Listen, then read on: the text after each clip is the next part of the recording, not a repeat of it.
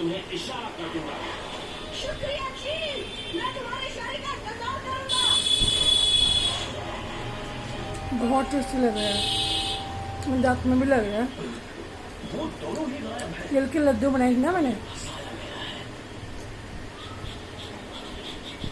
और मैं जानता हूँ ये किसका काम है।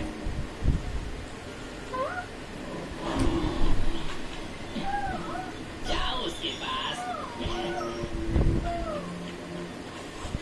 ओहो, इतना भी मत चलो। गजब, वो तुम्हारा मुंह खोल दे। लड्डू मुझसे बहुत अच्छा बन गया है सच में।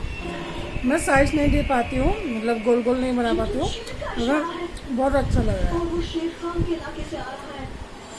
मुझे जल्द ही वहाँ पहुँचना होगा। मीठा।